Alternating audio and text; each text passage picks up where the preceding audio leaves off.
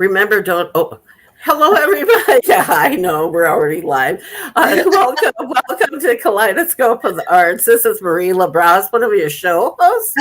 And who else? Yeah, yeah. I was going to tell Dee Dee, don't kick your desk. It comes on. You know how sometimes they pop. And yeah, a lot of you people, if you're listening, you probably listen to our show all the time, so you just know how it goes here.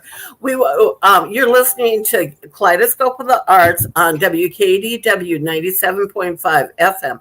Real Community Radio. It's coming out of Northport from the Bishop West Real Estate Tower. And we are grateful for the privilege of your time to take out of your time to listen to us. So thank you so much. Now let's get down to the nitty gritty, Dee Dee. Hey. Yes. Hey. Let's. First off, we want to recognize our sponsor, Wendy Namack. Go ahead and tell us a little bit about Wendy Namack. Wendy Namack is a wonderful lady that lives here in Northport, and she has a business, Namack Portfolio Investment Professionals, LLC. Her website is www.namack.com. Her phone number, 941-429-2911. Her email is wendy@namack.com. It's NAMACK. Wendy is a professional that can help anybody that might need some financial advice and can help you with your futures. And right now, that's very important to all of us, I believe. Absolutely. And she would be able to tell you how to invest and not to invest right now because of everything that's going on in the market. I guess it's a bear market, and we had to look that up. I didn't even know what that was.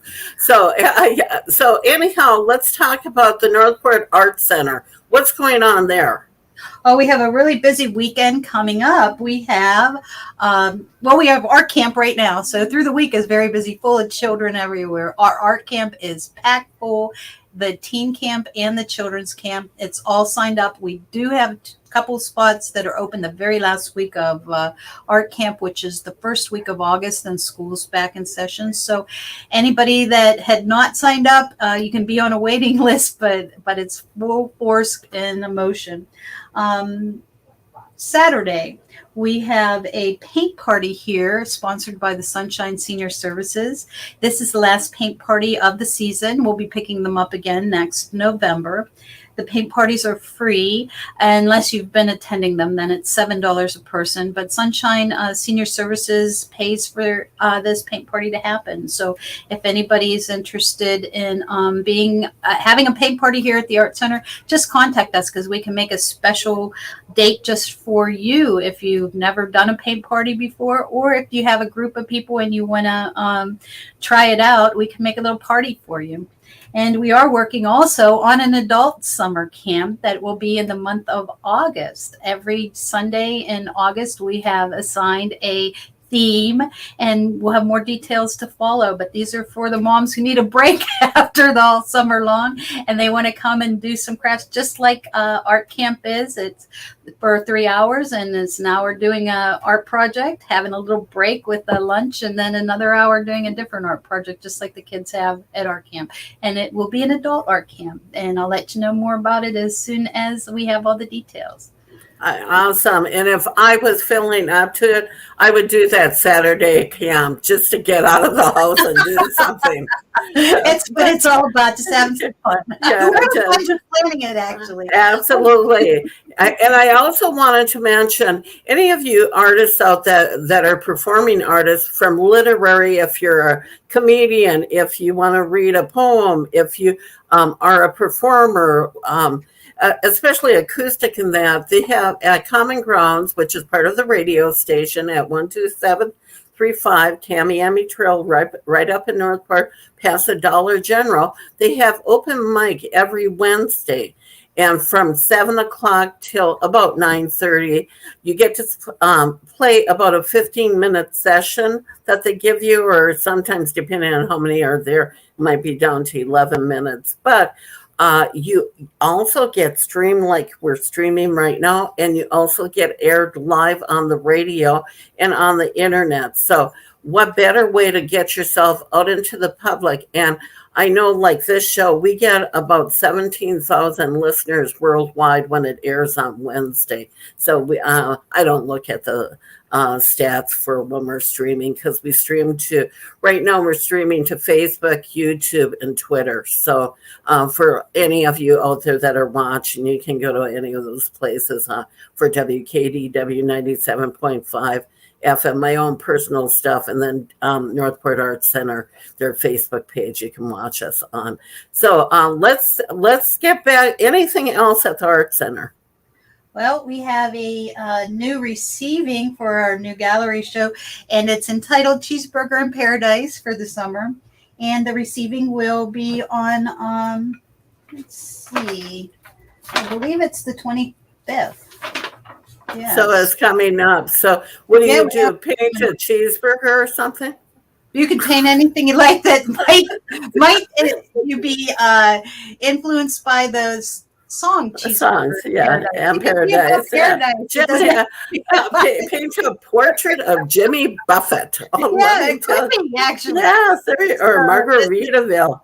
June 25th. June 20th. The receiving is at 1 o'clock. And that's a Saturday? 1 o'clock, yes. Sorry about that. That's a Saturday. And during season, they do it on a Sunday receiving because the farmers market's across from you. Right. So that new schedule will be out soon. We just had it started and it needs to be approved, but we'll be having that probably next show. We can talk about that. Are we done now? Are we done? Yes, I think we are. Yes. So let's bring on our guest. Now, before we bring on our guest, Victor, Dee Dee, do you know anything about him? Well, I do know Victor has been part of our art center for a number of years. Before COVID, probably as long as I've been here. Victor is an artist. He does exceptional work. He attends Cheryl Unwin's very long standing art class, which I'm sure he'll tell you more about.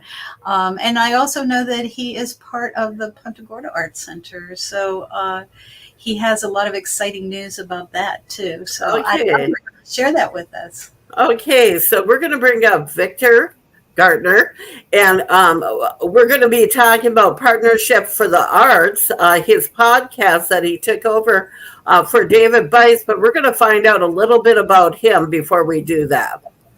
Hello, Victor. Well, hello, ladies. Nice to be with you folks. Well, it's very nice, and in the background of your room, is that paintings that you've done?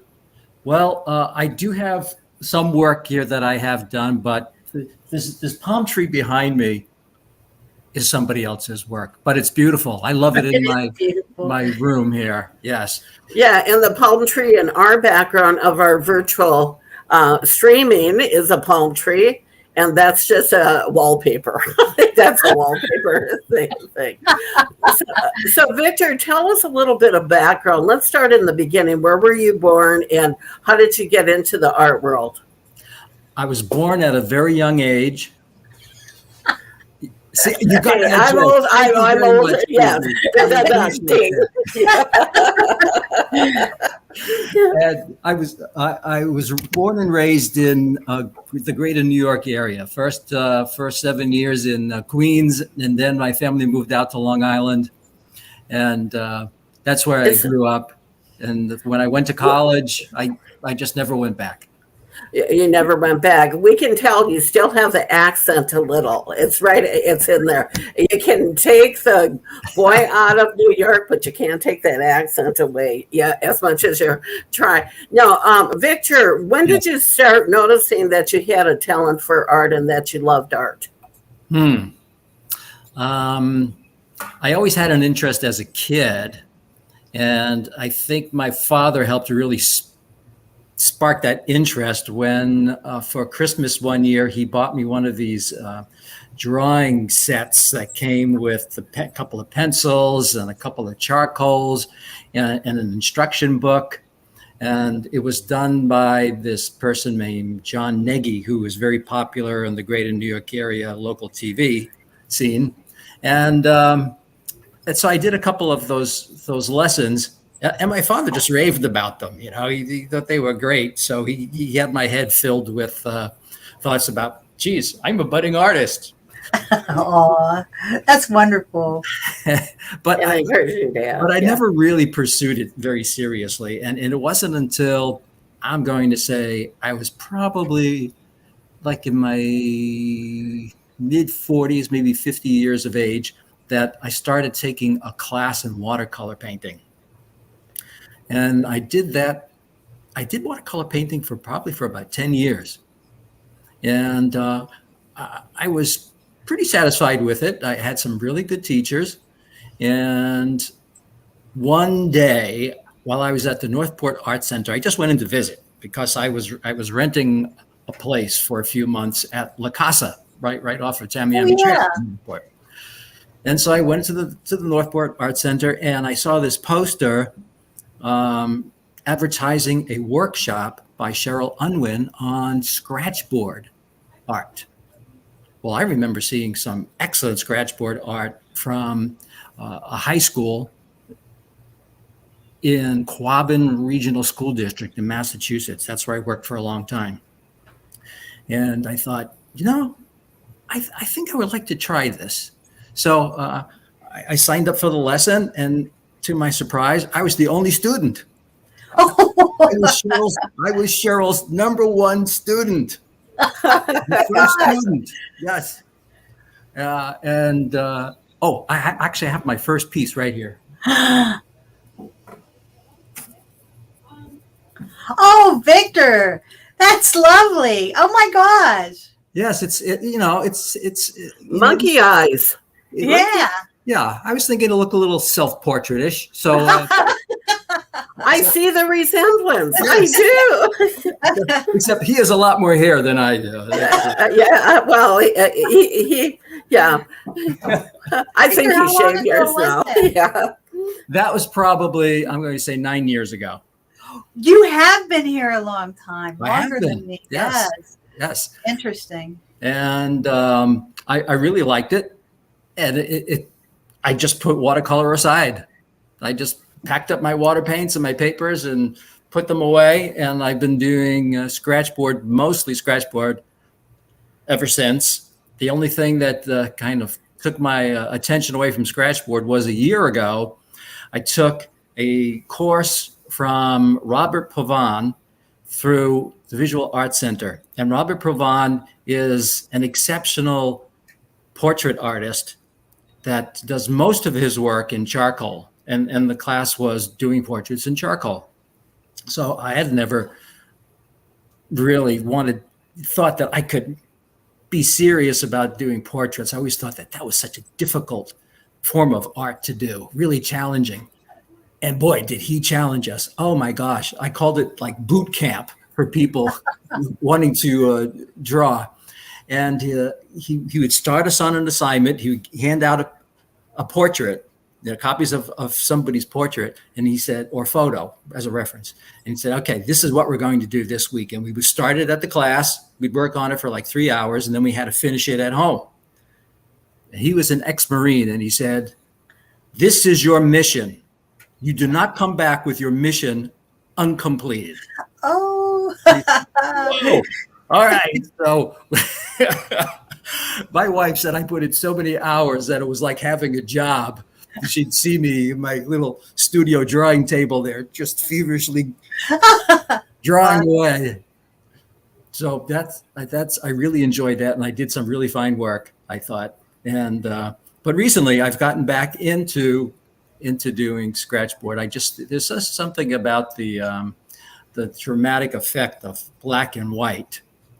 And at the current moment, I'm doing a picture. It was taken from a photo in Kiev. And what was happening is children were being put on trains to leave, go to Poland or some place that was safe. And parents were saying goodbye to them outside the train. So here are these two children up close to the window in the train, and they're both bawling their eyes out. And dad's got his hand up, trying to touch their faces, and they're about to leave. So I thought, that picture is really saying something, and I want my work to say something. I've done the houses, I've done the landscapes, and now I'm ready to try to do something that is more narrative and more contemporary and issues. Well, Oh, yeah, when you were doing the charcoal class and I was doing portraits, is that where you got the even doing what you're doing on the scratch board, got the view of how to do the faces and how to do that when you're capturing it on scratchboard for That that portion?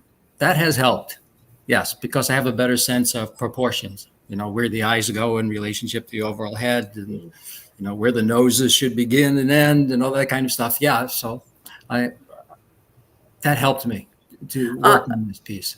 Explain to our audience, just in case they don't know what scratchboard is. Would you explain the process? Yes, a scratch board is a manufactured hardboard. It's masonite, very thin masonite. I'd say maybe like an eighth of an inch at the most. Couldn't be any thicker than that. And then there's a thin layer of white,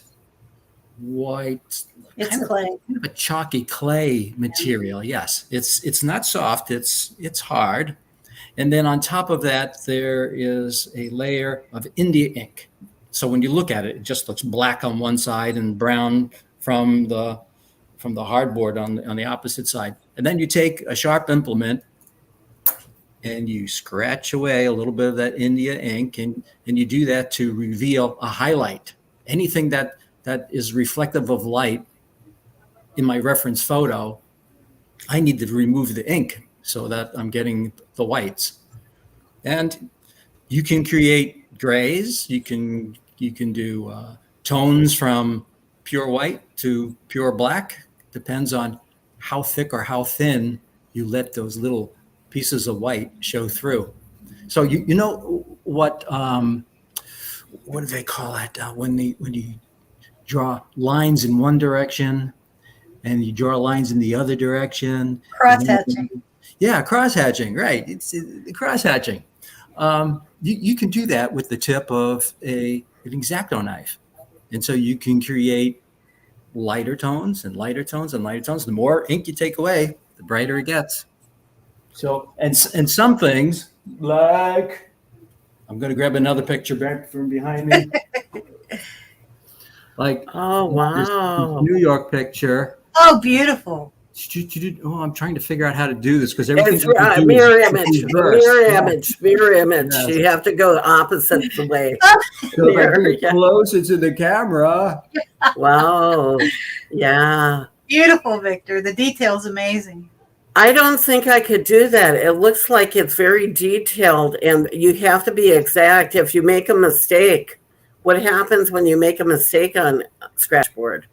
you kill yourself. Yeah. Take yourself out back and take that X-Acto knife. Well, actually, That's all the secrets you learn in the class, Marie. when I did that monkey, I had no idea that you could correct mistakes. And so I was so careful in every single stroke, more careful than I really needed to be, because it was later that I found out that you can take a small painting brush, put a little bit of India ink on it, and just cover that little spot of white that you revealed that you didn't feel comfortable with, that wasn't good enough, and then try it again. Magic marker doesn't do it, huh? No, it's a different type of black. There are many different shades of black. Some are reflective and some are flat. Some are satin. Yeah. So I found the ink that was most like the one that's already on that surface. And then recently, the company who made those boards, called Ampersand, they have made available a little bottle of ink, which is the exact same ink that's on the scratch board. Yeah. To make it easier. To those of you that are listening and you hear me make comments, you must realize I am not an artist. So when I say throw those things out there, I have never done artwork like that. I've only done crafts in my life. I've never really painted or anything except walls Yeah, I paint walls. Yeah, have the house. Yeah. No, let's talk. I want to go back to your beginning with elementary. You didn't do anything in art back then, in high school. You take any art classes there? No, but I Okay, what did. did? But I Okay, did do a lot of drafting, and I think that's how I developed my love for architectural drawings yeah. and paintings, and also my ability to be really precise in my angles and my lines, etc. Some people look at my work and they say, "Were you an engineer?" I say, "No, but I almost was." Yes, but What did you? And you don't have to answer this, but what did you do for a living, for a career? I was a speech pathologist. Oh, wow. Yeah, Yeah. that's a hard career. That is a hard career Well, working. it could be very challenging, but I Mhm, loved the the people that I work with. That were my biggest challenges. You know, mhm. people like unfortunately there were a growing number of kids with different different stages of autism, and some of them they really couldn't communicate. You know, they hadn't learned how to speak yet. And so their way of communicating was if they didn't want something, they would really act out. So you would Yeah. know, okay, back away. You know, Mhm. obviously little Joe doesn't want to do this.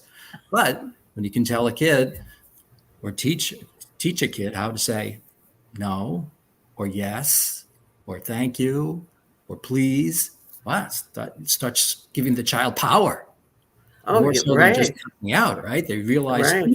words can get me things. Cookie can Oh, get me cookies. cookies, cookies. Yes, I want a cookie. Yeah. So I try to find the things that were really motivating to these kids, and sooner or later they started using their speech, or they used an electronic communication device, which was kind of like the size of an iPad. Well, in fact, there were apps for iPads specifically that could help kids to learn to find the section on foods and point to it, and then the iPad would say the word, and then Uh, we could put in pictures of their favorite people and their friends and their family and their favorite toys, their pets, all of that kind of thing. So they, once again, they could communicate. Communicate and actually know what they're talking. Realize the word goes with that person or with that food. No, how you must have retired now. I did. Yes. Okay, I okay, retired, I think it was, I'm going to say 10 years ago. 10 years ago, and Mhm. I still think I'm older than you. Well, I don't know because at my age, I'm older than most people. So Well, I don't know. okay. I'm 72. So how old are you? No, that's okay. You don't have to answer that. I'm, Um, I'm still 71-ish. One ish. Yeah. Yes. Well, yeah, Soon to be 72. too. Yeah, and you know what? Growing older sucks. I don't care what they say. I've had more problems since I've hit 70. Health wise and that. Okay, let's go back to you, and um, And okay, so you really didn't start getting into doing any artwork till your later 40s, early Right. 50s. And then how did this partnership for the art go? And take us a little bit more along your journey because you're going, do you sell your work? Up until recently, I've had a hard time letting go of my originals because they take so much time to do. Like, it's not unheard of for me to spend over 100 hours on a scratch board. So to sell it, I say, oh no, I don't think I could do that. But Yeah. I've had copies made of most of my work, and I've been able to sell copies.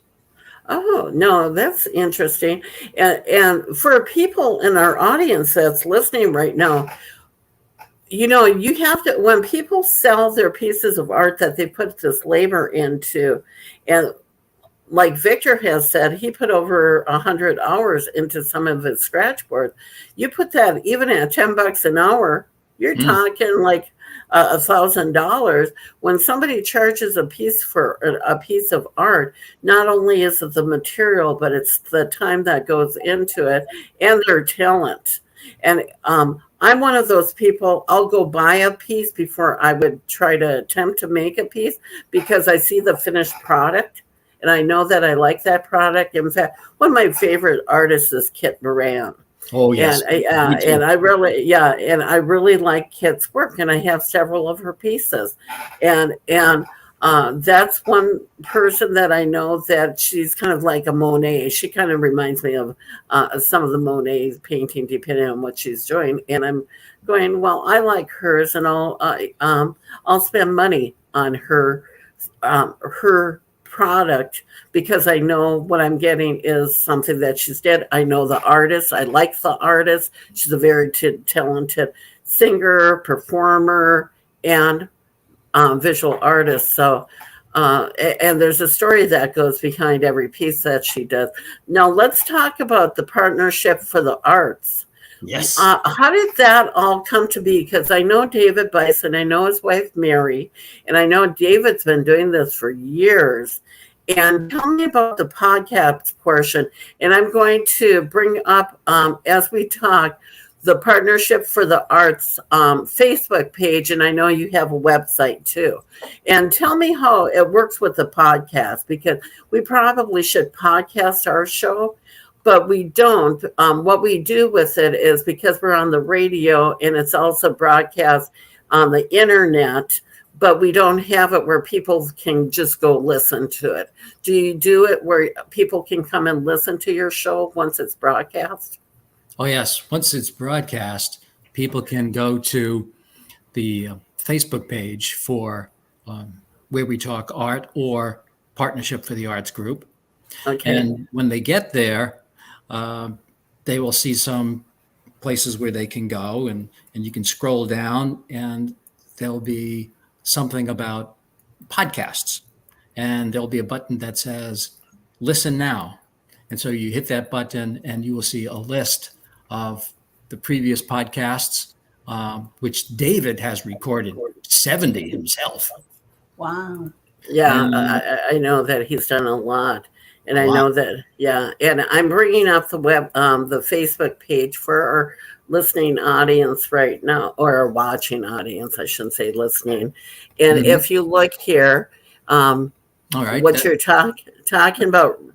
So there I am you are at the library doing the podcast. And after I record the podcast, I send it to Dave Bice. And Dave Bice, he does the editing.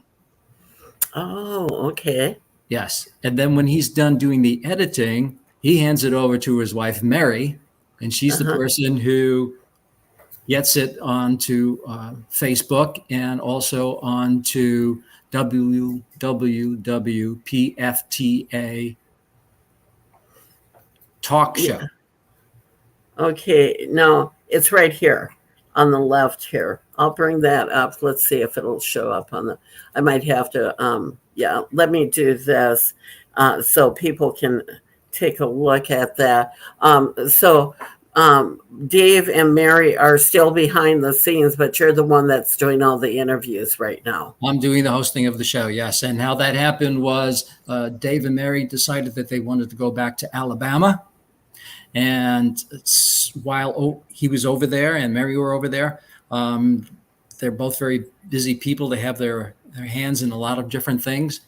Dave is still busy with the parent organization, Partnership for the Arts Group, which he and a couple of like-minded people formed, I'm going to say in the late 1990s, maybe. Yes. So, yeah. And everything that they do is to support art forms, whether it be music, literary, or art as we know it in 2D form and 3D form.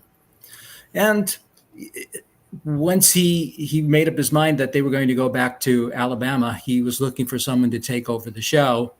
And he and I talked a little bit about it. We used to have lunches on Friday on a regular basis. So we would talk about the show. And then he just said, do you think you'd like to take over doing the show? And I said, well, let me think about that, because if I do it, I want to do a good job and make a commitment and not just do it for 1 or 2 episodes and say, okay, I'm done. I want them to be able to rely on me. So here I am. I'm doing it. Here you are.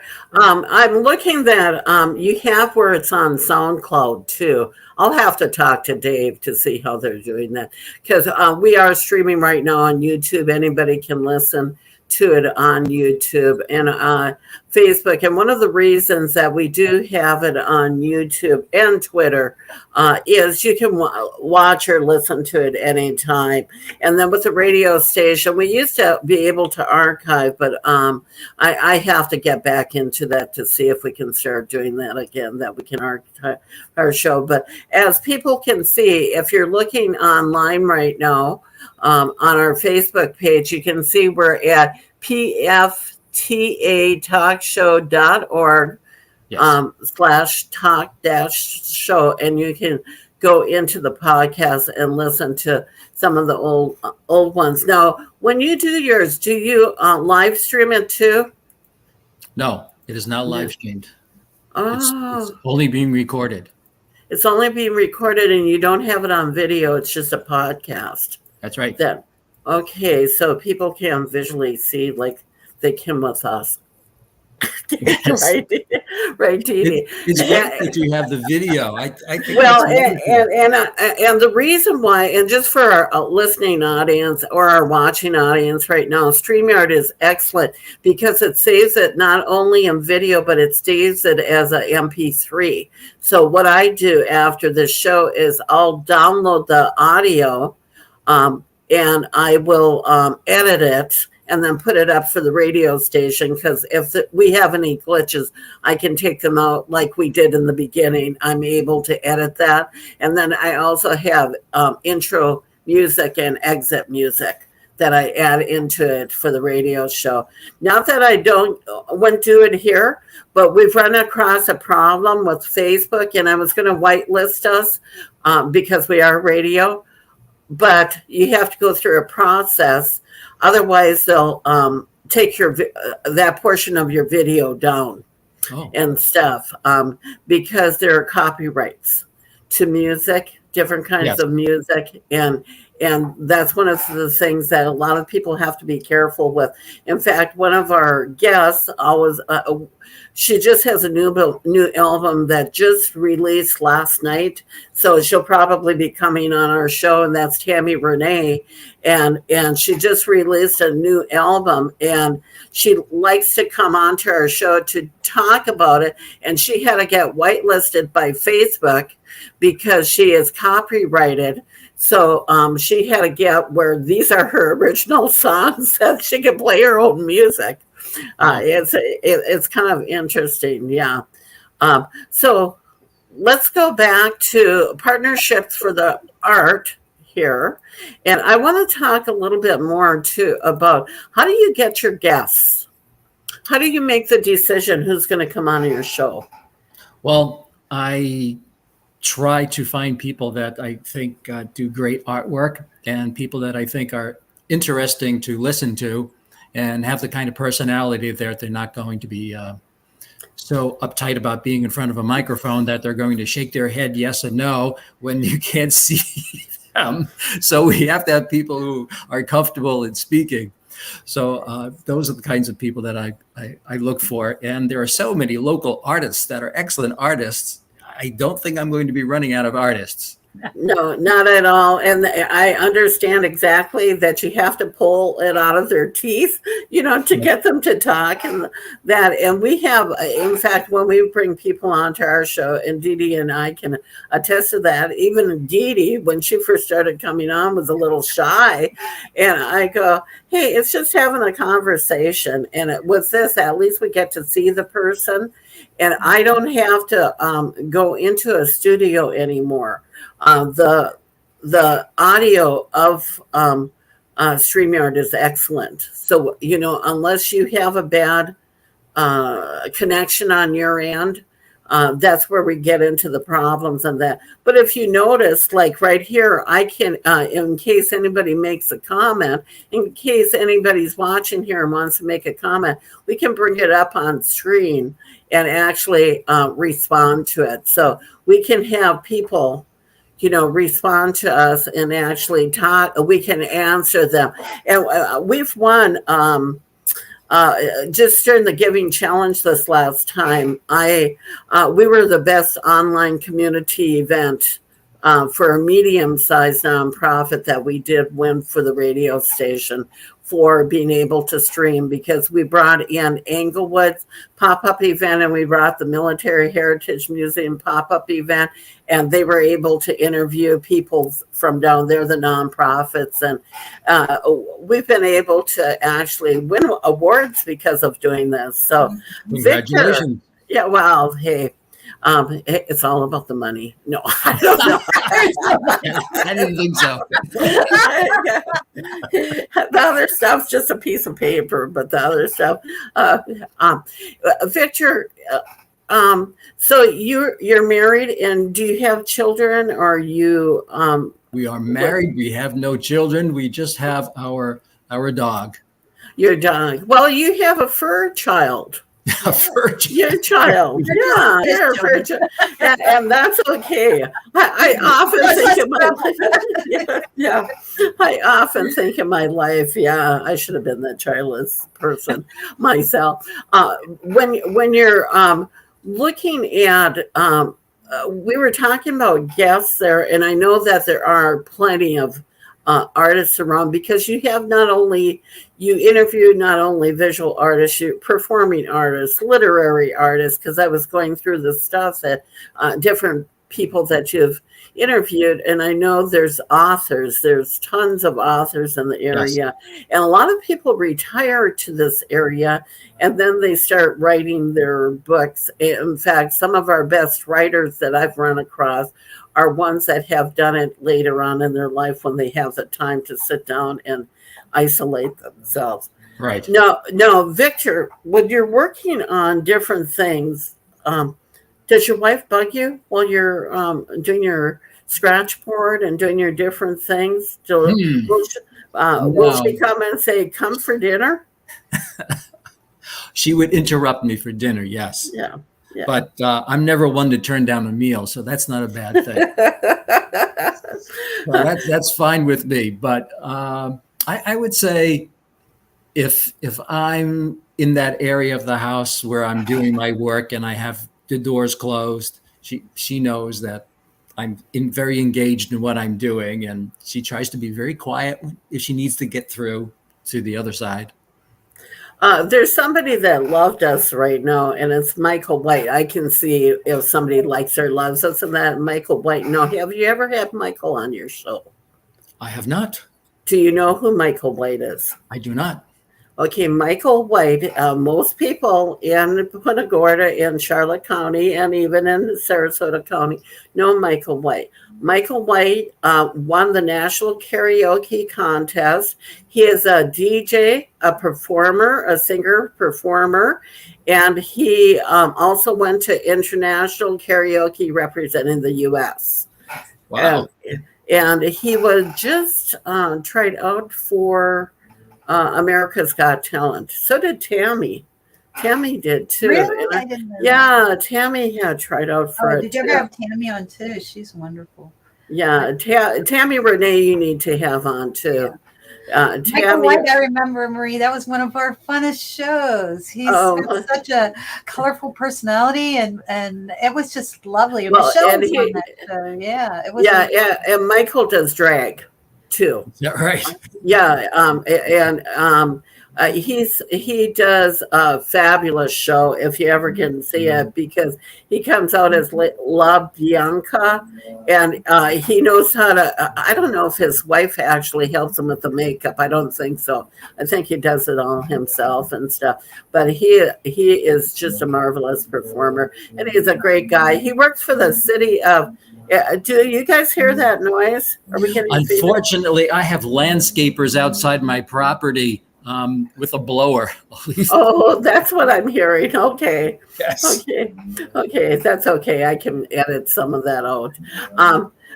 But different people, and if you run across anybody that you feel that should come on our show, go ahead and share them with us. Sure. Yeah, because it's all about giving artists a platform, because that's one of the things with you, with your podcast, and with us with our radio show, and being able to stream it all. People get to see people or get to hear people in a setting that they may not even know that they're out there. That's right. And you do your filming or your taping at the Visual Arts in Punta Gorda, correct? I do. In the library there. In the library. Yeah, you have it set up. And that's a nice setup there, too. And no, Janet Watermeyer is still there, correct? She is. Okay, but Stephanie's gone. Stacy Calvino. She is gone, I believe. Yes. Yeah, because I think she took over the business, the family's business. Yeah. Well, things happen in life, and you have to make some changes, and that's the way it goes. Well, and truthfully, life is changes, and to be flexible is to be adaptable. And those that are flexible are never bent out of shape, right, Dee Dee? That's what I did. That's good. I like that. I'll try to remember that. Yeah. Flexible. I never a lot of them bent out of shape, because in life, especially during COVID, you had to be flexible to learn how to do different things. And one of the things, Victor, because evidently Dee Dee knew you for quite a while, and she said she texted me to send you the information about Jeffrey Ken. Right. And Jeffrey is actually up at his mom's right now, too, in case you're trying to get a hold of him. But there are so many wonderful artists in this whole area. And what Jeffrey Ken is trying to do with the Arts and Cultural Alliance of Sarasota County, and that is to bring all the arts together for 1 week, once a year. And it's going to be interesting. They're going to start it in Sarasota County in 2024, but it's going to expand. And Punta Gorda, I've already put him in touch with John Wright down in Punta Gorda, so we can actually tie a lot of this stuff, because you need people that can actually do events. That's because right. Have you ever seen what a fringe event is? They do them up in Orlando. It started in Edinburgh, Scotland, where they do pop-ups.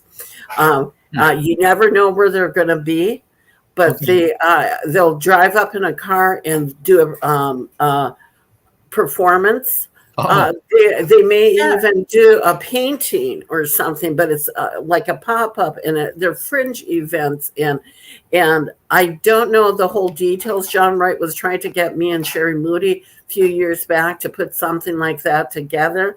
And I did not think at that time I was the right person for doing it, because it took a lot of work to put something like that together. But that's what they're looking at with Jeffrey Kinnan. I know I'm speaking out of class here because they're the ones putting it together. But I think it's going to be one of, down the line, it'll be one of the biggest art events on the west coast of Florida. That would be wonderful. Here. Yeah, that it will involve all the different art groups from on the southwest coast of Florida. Dee Dee, what do you have to say to Victor, seeing as I do all the talking?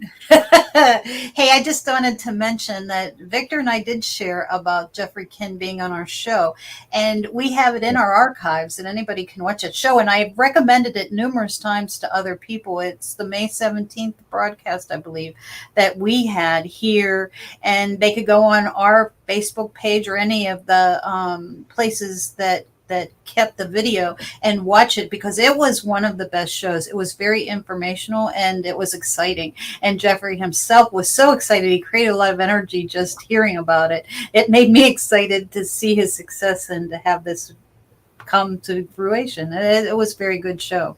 And I believe Victor, you did watch it, right? Did you at least get a chance to find it?